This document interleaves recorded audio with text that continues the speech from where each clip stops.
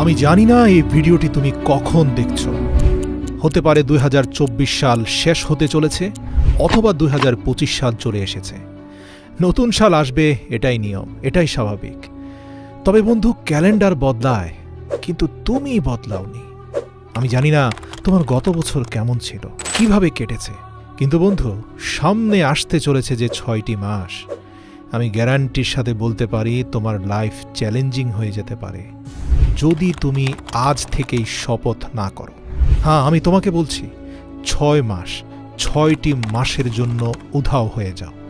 যে লক্ষ্যে তুমি 5 বছরে পৌঁছাতে চাও, তা মাত্র 6 মাসে অ্যাচিভ করে ফেলবে। তোমার মধ্যে ভয়ঙ্কর পরিবর্তন চলে আসবে। বিশ্বাস হচ্ছে না? আজকের তারিখটা তুমি নোট করে নাও, আর ভিডিওর মধ্যে ডুবে যাওয়ার আগে দয়া করে যা কিছু অতিরিক্ত করছো তা বন্ধ করে দাও। 6 মাসের জন্য উধাও হয়ে যাও। সামনে আসতে চলেছে 6 মাসের জন্য ভুলে যাও তোমার দুনিয়াতে বন্ধু আছে। বিশ্বাস করো, কেউ কোথাও যাবে না তোমাকে ছেড়ে। 6 মাসের জন্য দরজা বন্ধ করে দাও, দূরে চলে যাও এসব ডিস্ট্রাকশন থেকে। মানে 6 মাস তোমাকে দুনিয়ার মানুষ থেকে উধাও হয়ে যেতে হবে, নিজেকে আইসোলেট করে ফেলতে হবে, ঠিক যেভাবে করোনা কালে মানুষ আইসোলেশনে চলে যেত, যেখানে শুধু তুমি, তোমার মাইন্ড, বডি আর তোমার লক্ষ্য, তোমার উদ্দেশ্য, তোমার জীবন থাকবে। কি ভাবছো? 6 মাস, এত বেশি সময়?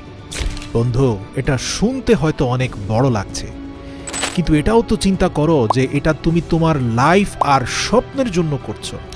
এটার মধ্যে যেই আসুক, যত ধরনের মানুষ যত কথাই তোমাকে বুঝাক, যত টাকা পয়সার লোভ আসুক, যে যেইভাবে তোমাকে বুঝাক না কেন, মনে করবে তারা ফালতু কথা বলছে। তোমার বন্ধু নিজের স্বার্থের জন্য তোমাকে কাছে ডাকছে। বিশ্বাস করো, তোমার যাওয়া না যাওয়া নিয়ে কিচ্ছু যায় আসে না। মনে রাখো, এই 6 মাসে তুমি যত মানুষের সাথে থাকবে, তুমি ততই নষ্ট হবে। সব আনন্দের গ্রুপ থেকে লেফট হয়ে যাও, ফালতু মানুষ এড়িয়ে চলো, আর টাইম ওয়েস্ট যারা করে তাদেরকে ব্লক করে দাও জীবন থেকে, ফেসবুক থেকে, ইনস্টাগ্রামের দুনিয়া থেকে বের হয়ে আসো। তোমার কাজ আছে জরুরি, এটা বলে শেষ করো চ্যাটিং। মেসেজ টাইপ করে নিজের সময় নষ্ট করো না। 6 মাস সেলফিশ হয়ে যাও, নিজের কথা চিন্তা করে, নিজের লাইফ, নিজের স্বপ্ন, নিজের লক্ষ্য, নিজের ফ্যামিলির কথা চিন্তা করো। Number 2, speech less, do more. মনে রেখো, খালি পেট আর পয়সা সবসময় আওয়াজ করে বেশি। তোমার অ্যাটিটিউড আর তোমার মোটিভেশনাল স্ট্যাটাসে কিছুই হবে না বন্ধু। কেউ কিছু বলে দিয়েছে আর তার বদলা নেওয়ার জন্য ফেসবুকে তুমি স্ট্যাটাস দিয়েছ, success is the best revenge. Status দিচ্ছ আর দিনভর বিছানায় পড়ে আছো। অন্যকে জানানোর জন্য, অন্যকে দেখানোর জন্য স্ট্যাটাস দেওয়া বন্ধ করো। ফেসবুক, ইনস্টাগ্রামের ফাঁদ থেকে বাইরে আসো। মানুষের সাথে তর্কাতর্কি করা বন্ধ করো। সবাইকে নিজের কথা বলো না। তোমার জীবন হচ্ছে তোমার সবচেয়ে প্রাইভেট পার্ট। সবাইকে নিজের জীবনে ঢুকতে দিও না। কখনো ভেবেছো তোমার মোটিভেশন কেন সবসময় ঠান্ডা হয়ে যায়? কারণ তুমি এমন মানুষদের সাথে থাকো যারা তোমার সব এনার্জি চুষে নিয়ে তোমাকে খালি খোসা বানিয়ে ছেড়ে দেয়। এরকম বন্ধুত্ব থেকে বাইরে আসো। মানুষকে নিয়ে সমালোচনা করা, অন্যকে নিয়ে চিন্তা করা ছেড়ে দাও। যদি তুমি না থাকো, দুনিয়া থেমে যাবে না। তোমার থেকে শ্রেষ্ঠ মানুষটা দুনিয়া থেকে চলে গেছে বলে দুনিয়ার কিচ্ছু যায় আসেনি। তোমার না থাকা নিয়েও কিচ্ছু যায় আসে না। দুনিয়া যেভাবে চলছে সেভাবেই চলতে থাকবে। মরে যাওয়া মানুষকে মানুষ একদিনে ভুলে যায়। কি যায় আসে কে তোমাকে নিয়ে কি ভাবছে না ভাবছে? আর যদি তোমার এতই ফিলিংস হয়, মানুষের কথায় যদি এতই কষ্ট হয়, দয়া করে অনুরোধ করি 3 নম্বর পয়েন্টটা মুখস্থ রাখো। মানে নিজের ফিলিংসগুলোকে জ্বালিয়ে দাও এই 6 মাসের জন্য। এই যে খিটখিটে মেজাজ হয়ে যাচ্ছে, ডিমোটিভেটেড হয়ে যাচ্ছ, মারাত্মক টেনশন হচ্ছে, তাহলে দয়া করে একটা কাগজ নাও আর লেখো কেন তোমার আত্মবিশ্বাস হারিয়ে যাচ্ছে, কেন এত টেনশন তোমার। যত রাগ, অভিমান, নেগেটিভ এক্সপেরিয়েন্স সব কিছু কাগজে লেখো, তারপর আগুন দিয়ে তা জ্বালিয়ে পুড়িয়ে তছনছ করে দাও। দেখবে তোমার ভেতরের ফিলিংসগুলো জ্বলে পড়ে ছাই হয়ে গেছে, একদম খালি হয়ে যাও। আর যদি বলতেই চাও, মানুষকে না বলে শুধু নিজের সৃষ্টিকর্তাকে বলো।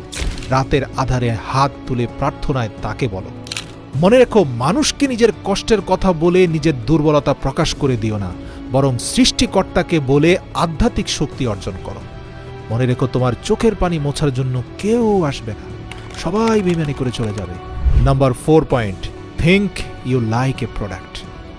দেখো, 21 দিন তুমি যা খাবে, তুমি যেভাবে দেখবে, তুমি যা করবে, তুমি যা শিখবে, আমি গ্যারান্টির সাথে বলতে পারি তুমি ঠিক ওই রকম হয়ে যাবে।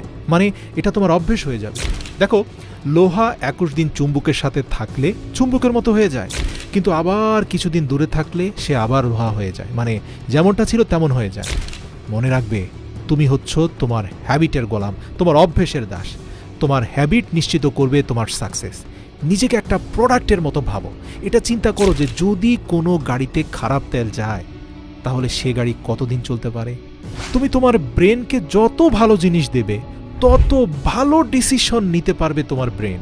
তোমার হাতে থাকা মোবাইলটাও তো আপডেট নেয় বন্ধু, তাহলে তুমি কেন নিজেকে আপডেট করছো না?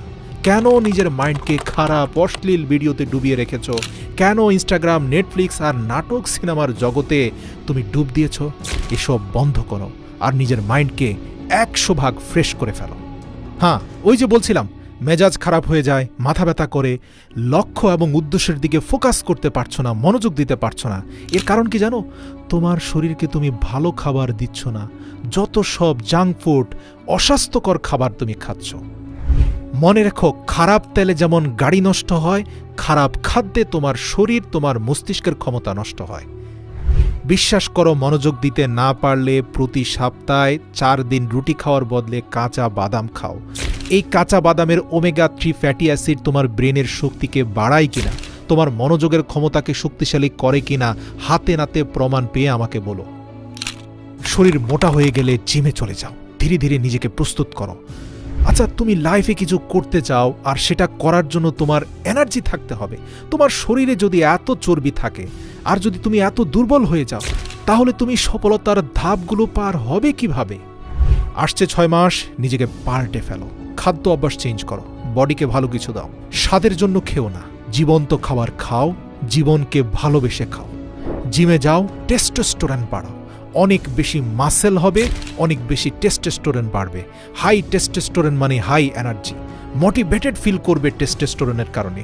তোমার মাইন্ড মানে তোমার ভেতরের জেনারেটর ভালো কাজ করবে, মনে হবে যেন তুমি আকাশে উঠছ। এবার যখন নিজের শরীরকে প্রস্তুত করে ফেলেছ, নোট পেপার নিয়ে লিখে ফেলো তোমার যা যা লক্ষ্য, তোমার সকল স্বপ্ন লিখে ফেলো। 1 বছর কি করতে চাও আলাদা লিখো, 6 মাসে কি করতে চাও আলাদা লিখো, 1 মাস, 1 সপ্তাহ, এমনকি দৈনিক কি করতে চাও তাও লেখো। মনে রেখো, নিজের গোলকে যত ছোট করে অ্যাচিভ করবে তত তাড়াতাড়ি তা অ্যাচিভ হয়ে যাবে। আর যত বেশি অ্যাচিভমেন্ট হবে, তোমার আত্মবিশ্বাসের শক্তি তত তীব্র এবং শক্তিশালী হবে। আচ্ছা, ধরো তুমি ফেসবুকে 10 লক্ষ টাকার পণ্য বিক্রি করতে চাও। তার জন্য তোমাকে ডিজিটাল মার্কেটিং শিখতে হবে, প্রপার গাইডলাইন মেনটেন করে চলতে হবে। একদিনে তো সম্ভব নয়, তার জন্য তোমাকে পরিশ্রম করতে হবে, ডিসিপ্লিন মেনতে হবে, প্রপার ট্রেনিংয়ের দরকার হবে। এরপরে তোমার গোলে স্ট্রাইক করতে হবে। মোটিভেশন দেখে কিচ্ছু হবে না। 6 মাস পরিশ্রম করার জন্য ভেতর থেকে মোটিভেশন আসতে হবে। তোমার উদ্দেশ্য ক্লিয়ার হতে হবে। তুমি সাকসেসফুল কেন হতে চাও? প্রশ্ন করো তো। তোমার পারিবারিক অবস্থা চেঞ্জ করতে চাও, নাকি গরিব হয়ে বাঁচতে চাও না, না তোমার ভালো হেলথ চাও? কিসের জন্য চাও তুমি সফল হতে? তা কমেন্ট করে এই ভিডিওর নিচে বলো। এই ভিডিওতে করা কমেন্টকে আমি তোমার শপথ বাক্য হিসাবে ধরে নেব। যেভাবে একটা ক্ষুধার্ত ঈগলের ফোকাস শুধুমাত্র তার খাবারের দিকে থাকে, সেভাবে তুমি তোমার লক্ষ্যের দিকে ভয়ঙ্কর ফোকাস দাও। কাজ শুরু করার আগে তোমার ফোন বন্ধ করে নাও। একই সময় একই কাজ করো, না হয় অনেক কাজের মধ্যে তুমি ঝুলে থাকবে। খাবার খাচ্ছ, মনোযোগ দিয়ে খাবার খাও, প্রয়োজনের থেকে বেশি পরিমাণে চিবিয়ে খাও। জিম করছো, তাহলে শুধু জিমটাই করো, পুরো ফোকাস জিমে দাও। বই পড়ছো, পরিপূর্ণরূপে বইয়ের ভেতরে ঢুকে যাও। কিন্তু বেশিরভাগ মানুষ ঘরে থেকে অফিসে চিন্তা করে, আর যখন অফিসে থাকে তখন অফিসের কাজ ফেলে ঘরে চিন্তা করে। প্রিয় বন্ধু, ওই ফাঁদে পড়লে কিন্তু শেষ হয়ে যাবে। বিশ্বাস করো, 21 দিন যখন যে কাজটা করছো সেটাই মনোযোগ দিয়ে করো। সচেতনভাবে সজ্ঞানে অন্য কোনো চিন্তা মনের ধারে কাছেও আনবে না। শুধুমাত্র 21 দিন করো, তারপরে তুমি ফ্রি ফ্লো স্টেটে চলে যাবে। ফ্রি ফ্লো স্টেটের মানে বুঝতে পেরেছো? ওই যে যেমন মোটরসাইকেল যেদিন সর্বপ্রথম চালানো শিখছিলে, সেদিন কত মনোযোগ দিয়ে ক্লাস টেনেছ, কত মনোযোগ দিয়ে সামনে গাড়ি দেখে ব্রেকে চাপ দিয়েছ। আচ্ছা বলো তো, 6 মাস পরে কোনো গাড়ির সামনে চলে আসলে ওই চিন্তা ভাবনা করেই কি তোমাকে ব্রেকে চাপ দিতে হয়, ক্লাস টানতে হয়? নাকি তোমার অবচেতন মন অটোমেটিক তোমার পাকে ব্রেকের কাছে নিয়ে যায় আর হাতকে ক্লাস টানতে বলে? যদি সত্যি সেটা অবচেতন মনই বলে থাকে, তাহলে আমি বলবো এই অবচেতন মনটাকেই তুমি অ্যাক্টিভেট করে ফেলো। এটাই তোমাকে ডিসিপ্লিনের মধ্যে নিয়ে যাবে। মানে তোমার সাবকনশাস মাইন্ডকে শক্তিশালী করতে হবে। মানুষের কথায় যদি কান দাও তাহলে এসব করতে পারবে না। এই 6 মাসের জন্য মানুষ তোমাকে বলবে, আরে তোর কি হয়েছে, তুই তো দেখছি পাগল হয়ে গেছিস, বদলে গেছিস, এরকম হাজার কথা তোমাকে বলবে। তোমাকে কিন্তু তোমার নিজের কথাটাই শুনতে হবে। মনে রাখবে, তুমি এই 6 মাস কোথায় পালিয়েছ, কি হয়েছে তোমার, এর জবাব মুখ দিয়ে নয়, তোমার পরিবর্তন দিয়ে দিতে হবে।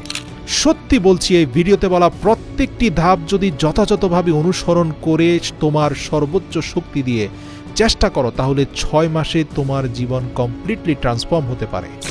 আর মনে রাখবে, এটা অর্জন করার জন্য তোমার মাইন্ড কিন্তু পজিটিভ হতে হবে। তুমি যদি আত্মবিশ্বাসহীন হও, নেগেটিভ হও, তাহলে বন্ধু লক্ষ্যে পৌঁছাতে পারবে না।